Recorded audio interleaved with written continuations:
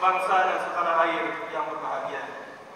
Pada kesempatan yang bersejarah ini, izinkan saya juga menyampaikan pandangan umum tentang program kerja dan kegiatan yang telah kita kawal bersama-sama di tahun 2014 yang lalu untuk kita jadikan pembelajaran dan bahan evaluasi bagi para peserta Rakernas ketiga dalam menyusun dan merekomendasikan beberapa program kerja dan kegiatan tahun 2015. Pertama, program penataan struktur organisasi dan daerah binaan. Sejak Januari tahun 2014 yang lalu, struktur Gavatar telah memiliki 34 Dewan Pimpinan Daerah dan 159 Dewan Pimpinan Kabupaten Kota di seluruh Nusantara. Berkat spirit yang suci, kesungguhan, kesabaran dan keuletan, serta syukur kita kepadanya, pada hari ini, Gavatar telah mampu menambah struktur organisasi menjadi 34 Dewan Pimpinan Daerah atau kita sudah berada di seluruh wilayah Nusantara dan 256 Dewan Kabupaten Kota yang tersebar di seluruh wilayah Indonesia. Sebuah hasil capaian target yang memuaskan untuk sebuah ormas yang masih belia. Setelah kita melakukan penataan struktur di tingkat daerah atau provinsi, maka fokus utama Gavatar di tahun 2015 adalah lebih memprioritaskan program penguatan dan kementerian organisasi, baik dalam hal mental spiritual maupun dalam hal kesejahteraan warga organisasi. Program ini amatlah berat, namun hal ini akan menjadi ringan kita pikul bersama bila kita tetap komit, konsis, bersatu, dan menyatu dengan janji anggota dan janji pengurus yang telah kita ikrarkan bersama. Bukankah Tuhan tidak akan mengumpulkan beban yang tak mampu kita pikul? Bukankah bersama kesulitan itu akan ada kemudahan darinya? Dan bukankah kita meyakini bahwa harta dan diri kita semua hanyalah mediator atau alat bagi Tuhan yang Maha Esa dalam mewujudkan segala kehendak dan rencananya di Nusantara ini? Mari bersama-sama kita sukseskan dan buktikan bahwa Gavatar adalah gerakan jalan kebenaran Tuhan yang Maha Esa dalam membangun Indonesia dan bangsa dan negara. Dunia pun telah menyadari bahwa arah perubahan peradaban dunia sedang menuju ke dunia bagian timur, yakni ke Nusantara. Bangkitlah saudaraku, saatnya kita bersiap untuk menjadi tuan di negeri kita sendiri, bukan di dunia atau berbeda bangsa-bangsa asing. Kedua, program formalisasi organisasi. Sebagai warga negara yang baik, maka sudah seharusnya kita taat pada aturan hukum positif di bangsa ini. Untuk itulah, pasca Rakernas kedua di Makassar yang lalu, Dewan Pimpinan Pusat telah berupaya menjalin komunikasi aktif dengan pihak Kesbangpol Pusat ataupun daerah dan telah memenuhi semua persyaratan pendaftaran administratif untuk mendapatkan surat keterangan terdaftar dari Dirjen Kesbangpol Kementerian Dalam Negeri. Namun demikian, hingga kini belum juga bersedia mengeluarkannya karena pertimbangan non-administratif atau atas desakan mainstream. Namun demikian, kita bisa menerima dan memahaminya, serta kita sangat senang jika terus-menerus mendapatkan perhatian dan pengawasan dari pemerintah ataupun pengawasan dari kelompok-kelompok mainstream. Seiring dengan keluarnya putusan Mahkamah Konstitusi akan uji materi Undang-Undang Nomor 17 Tahun 2013 tentang Organisasi Kemasyarakatan Nomor 82/PUU Romawi 11/2013 dan putusan MK Nomor 3/PUU Romawi 12/2014 tanggal 23 Desember 2014, maka secara prinsip setiap organisasi kemasyarakatan dapat terdaftar setiap tingkat instansi pemerintah dan juga dapat tidak terdaftar, sehingga pemerintah daerah tidak dapat melakukan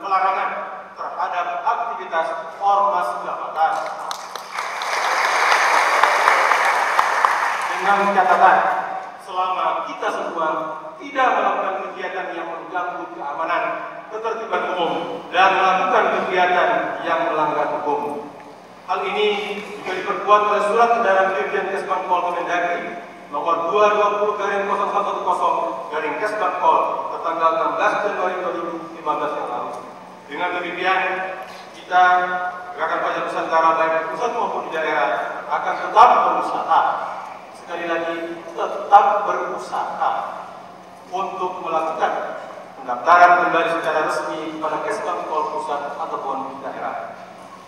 Ketiga, program database. Pendataan warga secara menyeluruh dan terpadu dengan sistem komputerisasi database yang akurat adalah sebuah keniscayaan bagi sebuah organisasi modern. Kesadaran akan kebutuhan kita terhadap basis data dan pusat informasi yang akurat dan aman menuntut organisasi untuk dapat menyediakan sebuah sistem pendataan atau database yang canggih untuk dapat membantu efektivitas dan efisiensi kerja organisasi ke depan. Meski demikian, kecanggihan perangkat dan sistem database harus diimbangi dengan ketersediaan sumber daya manusia yang berkualitas dan amanah. Tahun 2014, kita sudah membangun proyek database yang dimulai dari basis keanggotaan dan kepengurusan yang hingga saat ini DPP telah mengeluarkan 6.919 kartu tanda anggota resmi dan akan terus diterbitkan secara berkala. Selanjutnya, tahun 2015, program database ini akan terus kita kembangkan dan kita integrasikan dengan semua bidang-bidang dan badan organisasi, khususnya bagi warga pelopor. Keempat, program teknologi informasi. Demi keberhasilan visi misi sebuah organisasi, maka ketersediaan sarana teknologi informasi adalah menjadi niscaya. Saat ini kita hidup di zaman globalisasi, di mana umat manusia di seluruh dunia semakin menghubungkan satu sama lain, sehingga mengarah kepada terbentuknya satu masyarakat tunggal, yakni masyarakat global. Untuk itulah, guna menjadi organisasi dan manusia unggulan Nusantara ini, Gavatar harus mampu mengikuti kemajuan zaman tanpa harus terlindas oleh zaman. Kita sudah memiliki website organisasi maupun media Gavatar seperti tabloid dan majalah, sehingga dapat dijadikan sebagai program awal dalam memanfaatkan sarana kemajuan teknologi informasi dan sebagai wahana inspirasi bagi kebudayaan Nusantara. Semoga ke depan media Gavatar dapat ditingkatkan dan menjalin kerjasama dengan media-media radio ataupun televisi yang independen dalam mewartakan dan menyuarakan suara kebenaran sejati dan menyajikan tayangan yang mendidik dan membangun manusia yang berkarakter Tuhan Yang Maha Esa. Untuk itu, di tahun 2012 ini kita akan terus tingkatkan dan sempurnakan seluruh DPD dan DPK se-Indonesia. Kelima, program sekolah berbasis rumah atau homeschooling. Esensi dari program ini ingin mengingatkan kepada kita semua bahwa tanggung jawab utama pendidikan anak ada pada masing-masing orang tua, bukan pada bapak, ibu guru, ataupun pada pemerintah. Keluarga adalah sekolah pertama dan terutama bagi anak. Kita sadar bahwa perilaku anak-anak bangsa hari ini dibentuk oleh pola asuh di rumah dan pola didik di sekolah pada masa yang lalu. Demikian pula perilaku anak-anak bangsa di masa depan dibentuk oleh pola asuh dan pola didik sekolah di masa ini. Untuk itu, jika kita kecewa dengan perilaku bangsa kita saat ini, maka jangan gunakan lagi pola asuh dan pola didik yang sama di masa lalu. Melalui program sekolah berbasis rumah, Gerakan Pajak Nusantara berkeinginan untuk mampu melahirkan kader-kader unggulan bangsa dan calon pemimpin-pemimpin bangsa yang berkarakter luhur di masa depan. Ingat saudaraku, tidak ada anak yang bodoh. Sekali lagi, tidak ada anak yang bodoh. Yang ada adalah orang tua atau guru yang tidak mampu melihat potensi yang dimiliki oleh masing-masing anak. Sesungguhnya seorang anak ibarat miniatur alam semesta yang menakjubkan, penuh keajaiban serta keagungan Sang Pencipta bagi kita yang mau berpikir dan belajar, kata Albert Einstein. Selain itu, Kita juga harus memperhatikan dan meningkatkan pelayanan bagi anak-anak akan kecukupan pangan dan gizi mereka agar tumbuh kembang anak-anak Gavatar berjalan optimal dan maksimal menuju kesempurnaannya baik secara fisik maupun mental spiritual. Saat ini legalitas program sekolah berbasis rumah telah diatur dalam Peraturan Menteri Pendidikan dan Kebudayaan Nomor 129 Tahun 2014 tentang sekolah rumah. Di dalamnya disebutkan ada 3 jenis sekolah rumah atau homeschooling, yakni yang pertama sekolah rumah tangga, yakni sebuah layanan pendidikan berbasis keluarga yang dilakukan orang tua dalam satu unit keluarga.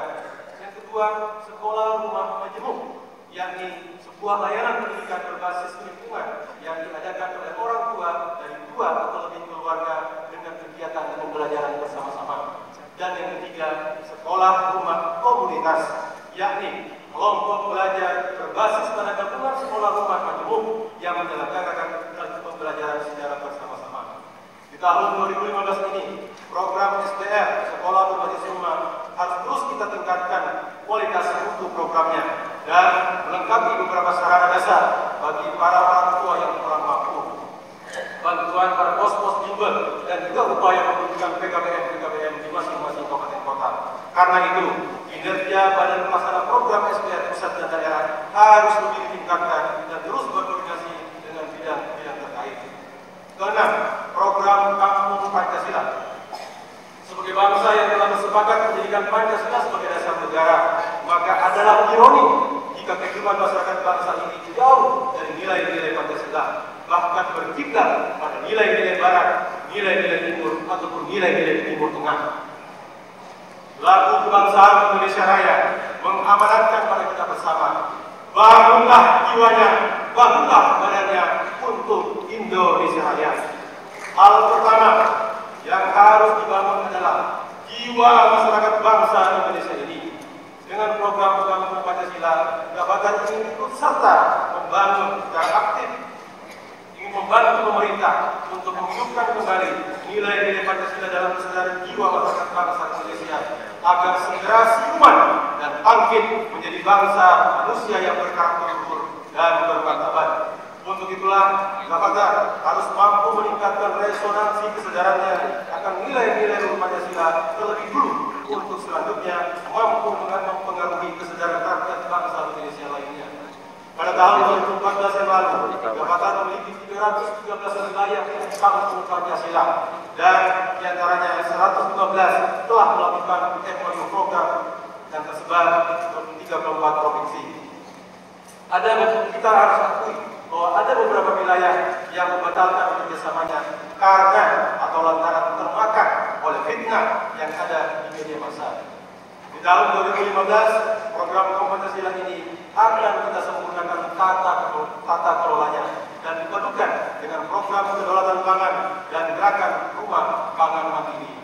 Begitu pula peningkatan kerjasama pelaksanaannya agar lebih banyak lagi menginspirasi masyarakat luas. Harapan kita adalah dari kampung Pancasila sebagai kampung percontohan menuju Nusantara sebagai bangsa percontohan dunia.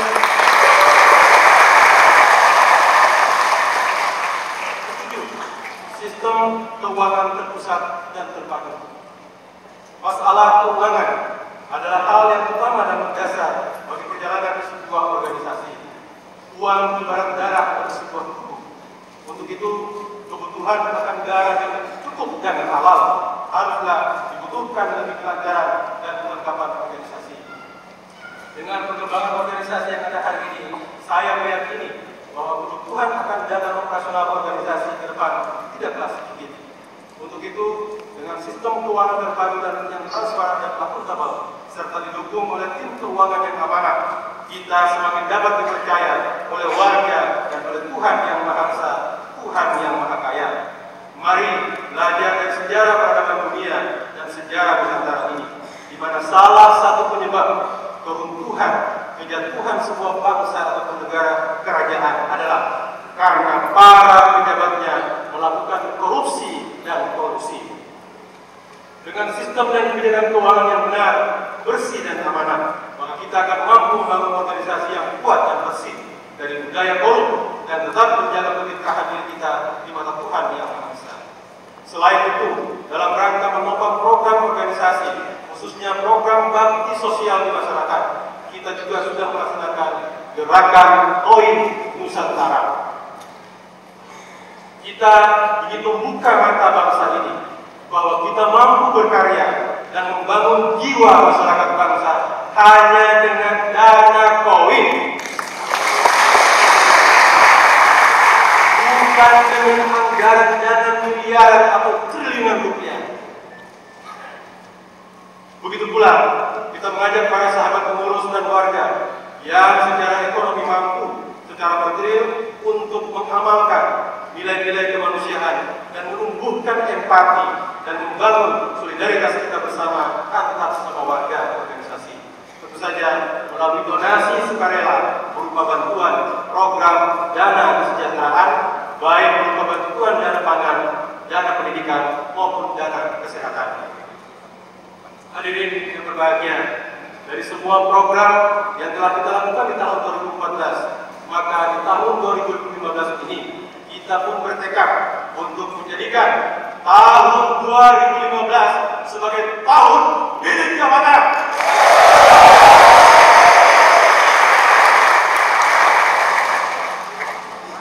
Untuk itu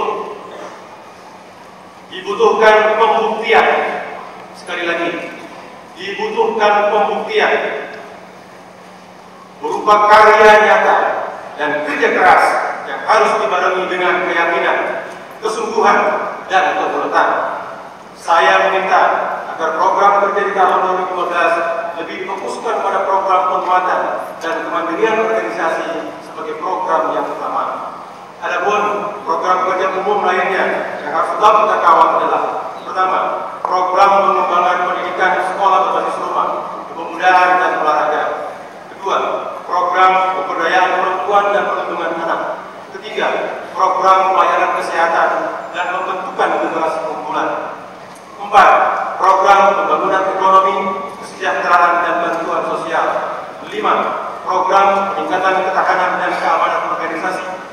6. Program peningkatan kesadaran hukum dan HAM serta normalisasi organisasi. 7. Program pengembangan teknologi informasi dan komunikasi serta hubungan antar lembaga. 8. Program database organisasi. 9. Program sistem